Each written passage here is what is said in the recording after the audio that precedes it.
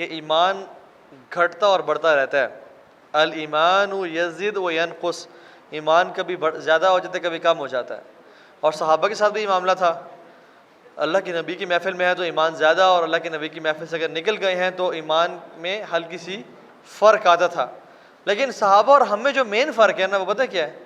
وہ یہ کہ اگر ہم اس کو گراف وائز ڈیفائن کریں نا، تو صحابہ کا ایمان اکثر اوپر ہے اور پھر کبھی نیچے آ گیا، پھر اوپر ہے اکثر اور پھر کبھی نیچے آ گیا، اور پھر اکثر اوپر ہے. اور ہمارا ایمان اکثر نیچے ہے، کسی دن ہم نے کوئی لیکچر سنا اوپر آ گیا، اور پھر نیچے ہی ہے، اور پھر اوپر آ گیا، اور پھر اکثر نیچے ہی رہتا ہے.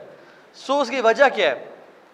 اتنا فتنوں کا دور ہم کیا کریں؟ سب سے پہلا کام جو کریں، اور جو سب سے افیکٹو کام ہے، وہ یہ ہے کہ جو تعلق ہمارا واٹس ایپ اور انسٹاگرام سے ہے نا، وہی تعلق قرآن سے بنا لیں. صحابہ کی لائف میں ایمان کی تازگی اور لذت کیوں تھی؟ Because they had this deep relationship with the Quran. آپ اپنے موبائل کو اٹھا کے دیکھ لیں، آپ کو اسٹارٹس آئیں گے، یو ہیو یوزڈ فلاں application for like 1 hour 13 minutes، فلاں application for half an hour، but Quran 0 minutes یا 1 minute. اور پھر بھی ہم سوال کرتے ہیں ہمارا ایمان کم ہے.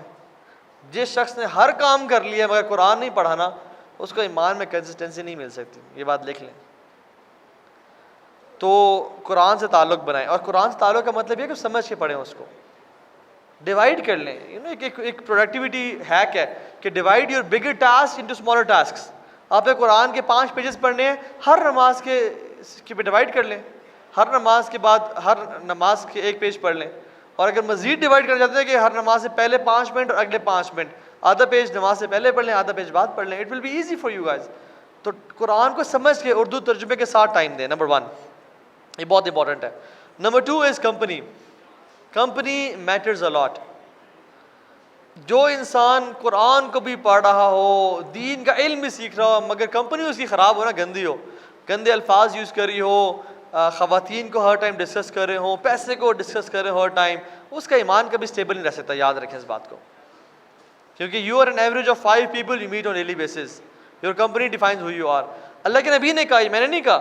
المرء علی دین خلیلہ فلینظر احدکم من یخالل. انسان اپنے دوست کے دین پہ ہوتا ہے تو اس کو چاہیے کہ وہ اپنا دوست سلیکٹ کرے. اور دوست ڈیفائن بھی کیا لگا امین نے. تمہارے دوست کون ہونے چاہیے؟ وہ شخص جس کو دیکھ کے تمہیں اللہ یاد آئے. باتیں کر کے ابھی نہیں، ابھی آپ نے اس کو دیکھا ہے، آپ کو اللہ یاد آ رہا ہے. اذا ذکرکم اللہ رؤیتہ، جس کو دیکھنے سے اللہ یاد آ جائے. وزادکم فی علمکم منطقا، اور جس سے مل کے اس کا علم بڑھنا شروع ہو جائے. اور جب انسان اسے ملے تو اس کا آخرت کے لیے عمل بڑھنا شروع ہو جائے. 3 کوالٹیز ہونی چاہیے اس میں. ہمارے کیا دوست ایسے ہیں؟ نہیں، not at all.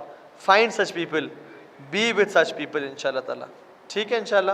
عبداللہ آپ سن رہے ہیں؟ آپ کی نظریں کہاں جا رہی ہیں بیٹا؟ ادھر دیکھیں.